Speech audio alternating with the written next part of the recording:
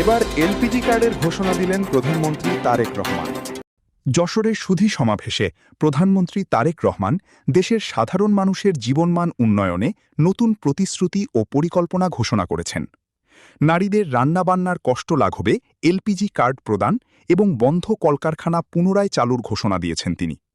আজ সোমবার যশোরে খাল খনন কর্মসূচি উদ্বোধন শেষে প্রধানমন্ত্রী তার বক্তব্যে দেশের নারী সমাজের কষ্টের কথা বিশেষভাবে উল্লেখ করেন। তিনি বলেন, মা বোনদের রান্নাবান্নায় খুব কষ্ট হয়। আমরা ইতিমধ্যে সারা দেশে মা বোনদের ফ্যামিলি কার্ড পৌঁছে দিচ্ছি। এখন আমরা আরেকটি বিশেষ কার্ড পৌঁছে দিতে চাই, সেটি হবে এলপিজি কার্ড। তিনি আরও স্পষ্ট করে বলেন, গ্রামের হোক বা শহরের সব মা বোনের হাতে এই কার্ড পৌঁছে দেওয়া হবে, যাতে রান্নার জ্বালানি নিয়ে তাদের আর কোনো দুশ্চিন্তা বা শারীরিক কষ্ট করতে না হয়। কৃষকদের উন্নয়নে সরকারের অঙ্গীকার পুনর্ব্যক্ত করে প্রধানমন্ত্রী কৃষক কার্ডের সুবিধা ও কার্যকারিতা নিয়ে আলোচনা করেন। 10,000 টাকা পর্যন্ত কৃষিঋণ মওকুফ করার কথা উল্লেখ করেন প্রধানমন্ত্রী। দেশের শিল্প খাতে স্থবিরতা কাটিয়ে উঠতে প্রধানমন্ত্রী আশাবাদ ব্যক্ত করেন। দীর্ঘদিন ধরে বন্ধ থাকা কলকারখানাগুলো পুনরায় চালুর বিষয়ে তিনি বলেন, আগামী 2-4 মাসের মধ্যেই বন্ধ থাকা কলকারখানাগুলো চালু করা সম্ভব হবে।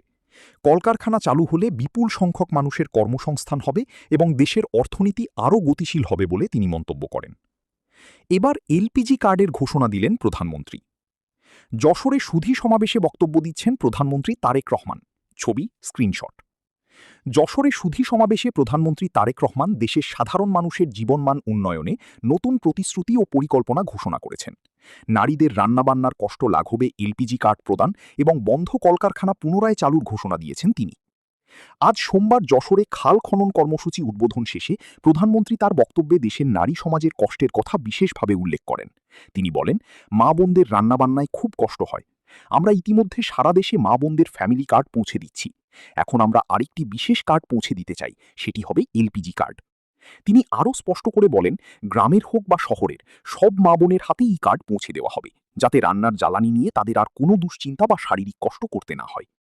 প্রধানমন্ত্রীর সফরসূচিতে রয়েছে শার্শা উপজেলার উলাশীতে শহীদ রাষ্ট্রপতি জিয়াউর রহমানের স্মৃতিবিজড়িত উলাশী যদুনাথপুর খাল পুনঃখনন কাজের উদ্বোধন, পুনঃখননস্থলে আয়োজিত এক সুধী সমাবেশে যোগদান।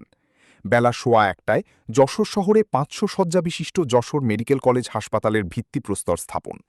বেলা 1:30টায় যশোরের প্রায় 200 বছরের প্রাচীন ইনস্টিটিউট পাবলিক লাইব্রেরি পরিদর্শন।